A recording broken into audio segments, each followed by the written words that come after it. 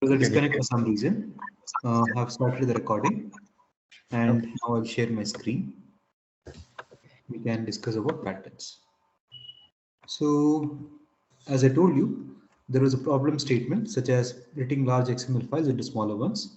This solution, there is also a solution to this. Okay, this solution is already built, it's already tested, and this solution they want to reuse in future for other Jiras or other projects. So instead of copying and pasting that same code, they want to make use of patterns to copy and paste and to rename some and to introduce some dynamic nature into it. Copying and pasting is static in nature. If they want to copy, paste, and rename the project file, rename few other few names, the file name, and whether to enable auditing or whether to disable auditing, exception handling. So those things can be done by patterns. It's a dynamic copy and paste. Okay. Any questions on this? What pattern is? No, nothing. All right. Okay. So guidance for implementation, built-in patterns.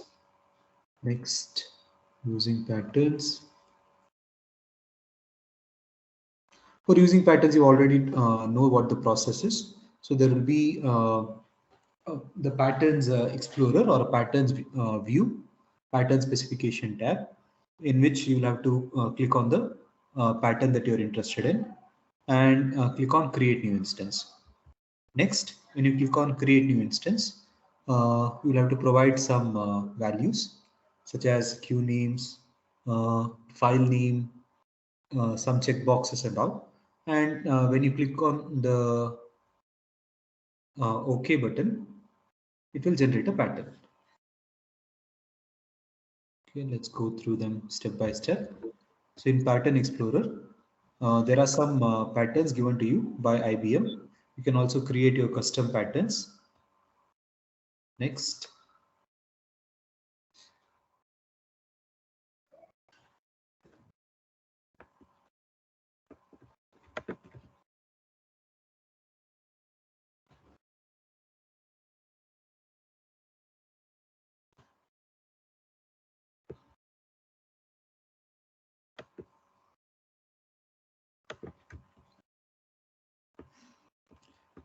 So the patterns that you see in the Pattern Explorer, which are given to you by IBM, will generally have these categories: message-based integration, service enablement, service virtualization, gateway, conversion, file processing.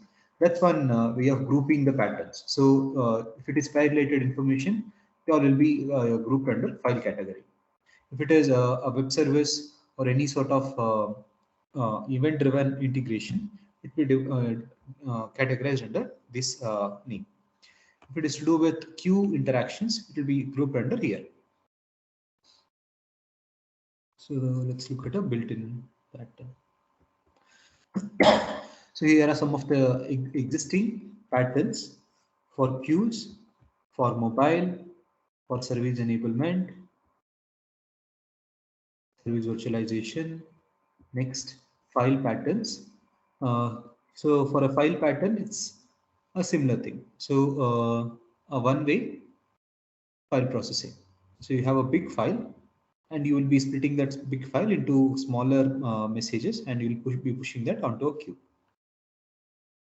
Then message-based integration. There are two systems. SAP is one and MQ is another. So SAP extraction of data or iDocs into a queue in the form of an XML. Similar thing for BPM as well. .NET patterns is a Microsoft Dynamics CRM. Some information from CRM onto a different system. So here is how you can define your own custom patterns, also known as user-defined patterns.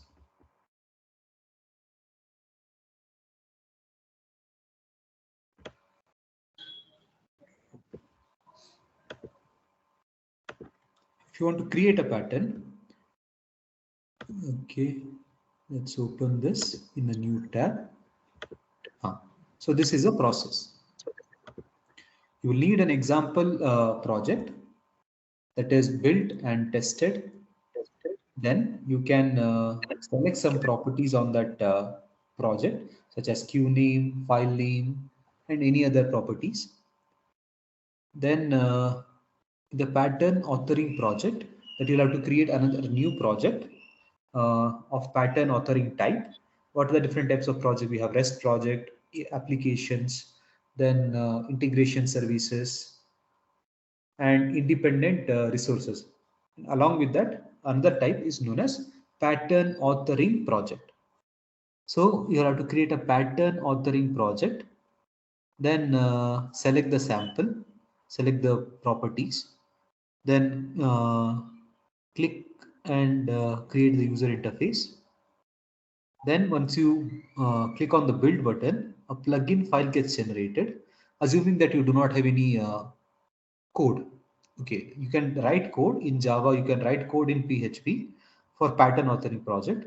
Let's assume the simple pattern authoring project, which has no Java, no PHP. It is only properties that you're working with. So finally, when you click on the build button, a pattern plugin will be created, which you can install in any version of this one, any IIB version or any AC version, any other developers IDE. So you can install this and you can create versions for this uh, plugin. Then if you want, you can test that, or else you can distribute it to your team. After you distribute it to your team through SVN or any other binary exchange system such as SharePoint, Google Drive, email, Teams, somehow you have to share that jar file to your zip file to your team members. So when they click on install, when they try to install the pattern, they will go to the pattern explorer. They will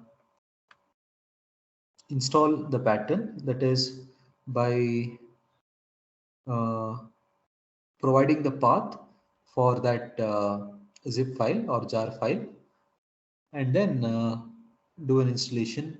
And after that, yeah, you might optionally be required to restart that IDE toolkit.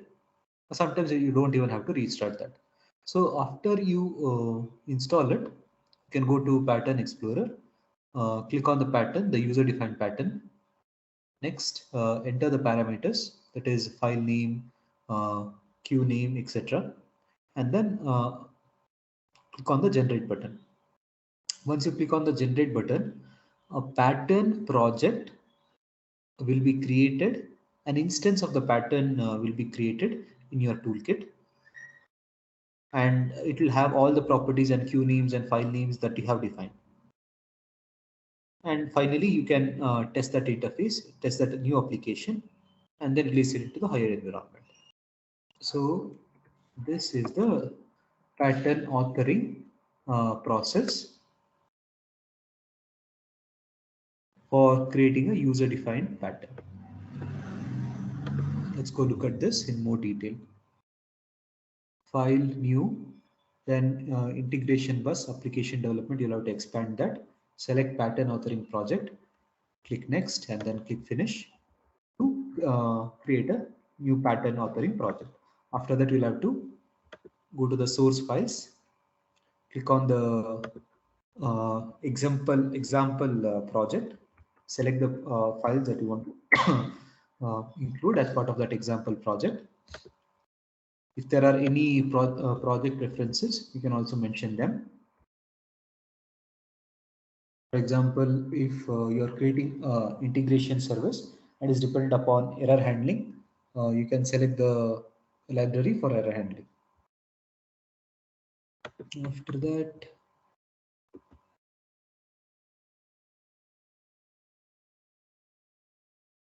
some custom modifications, such as whether you want the name of the pattern to be prefixed or not. Those are checkboxes which you can select or not. As I told you, you can write code in Java and PHP to build some dynamic nature into your pattern.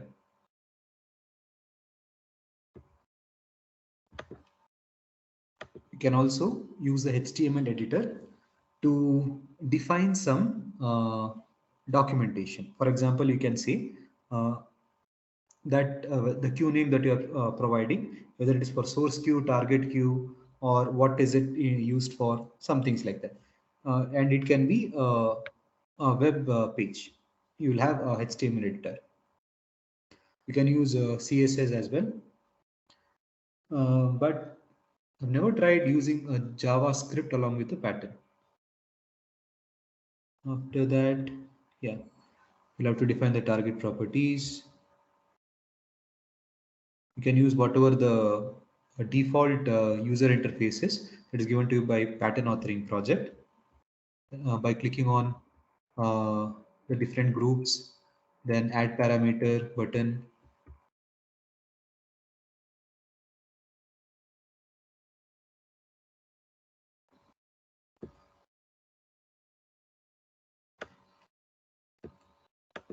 Let's move to the main content, that is using Java and PHP script to build some dynamic nature.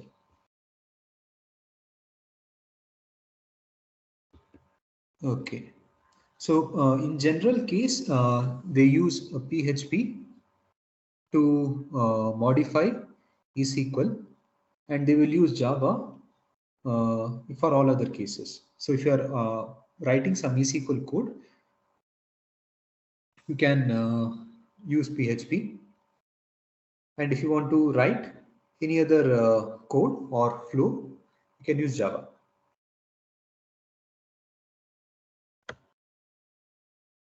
Maybe let's take a look at the images.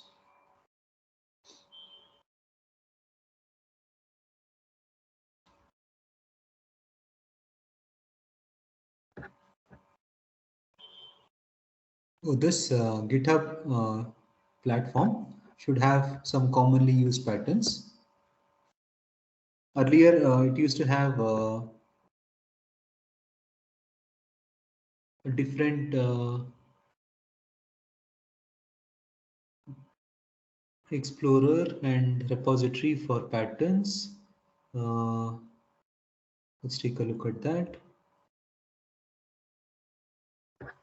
It usually has a metadata.json file.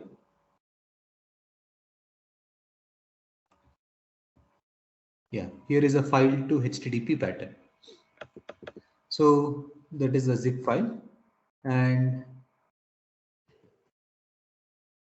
it is of size 256, 265 KB. Let's try downloading that. So here you get the pattern zip file.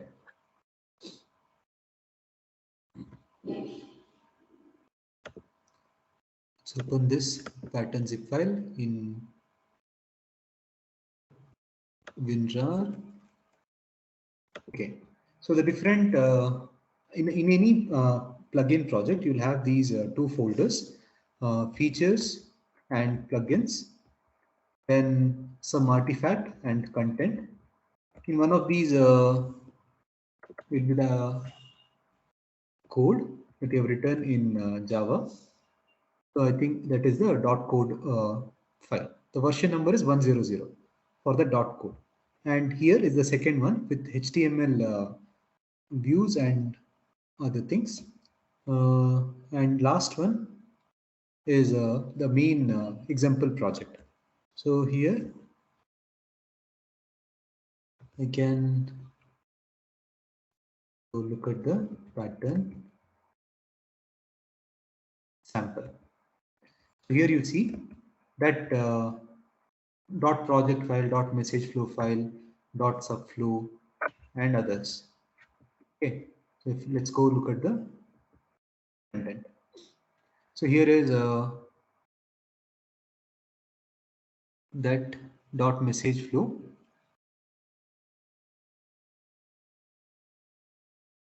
with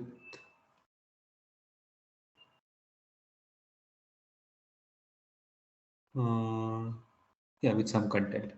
I cannot look at the flow and then explain what it is doing. In this, let me try. This is some subflow. Has few nodes. What are the node types? It's called as record processor.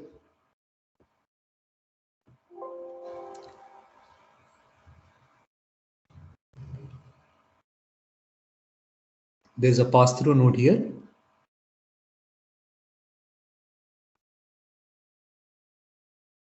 And some connections. So look at the out.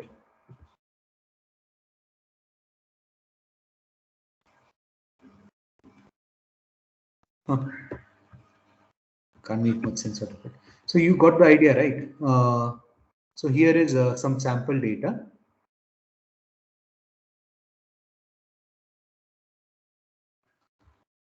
For this test project, where you'll have the information as a file.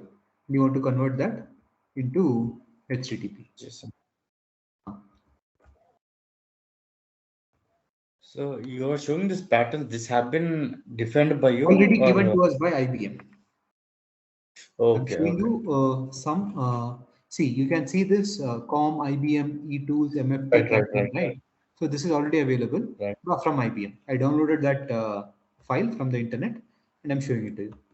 That's already Okay, available in where in your installed toolkit. path. Okay, In toolkit, when you go to package explorer, when you click on that program files or uh, when you click on the pattern explorer, it will first have a link to this metadata.json file, and within that metadata.json file, okay, you will have this pattern zip location, and that is how you can import that into your local machine. okay, Yeah, you can okay, install it directly by providing that pattern zip file into your toolkit. okay, We can also use this dynamic nature. If you want to keep okay, it in some different location and give an access through a GET call through HTTP, you can also do that as we just did. okay. Okay, so let's go look at the documentation. Right.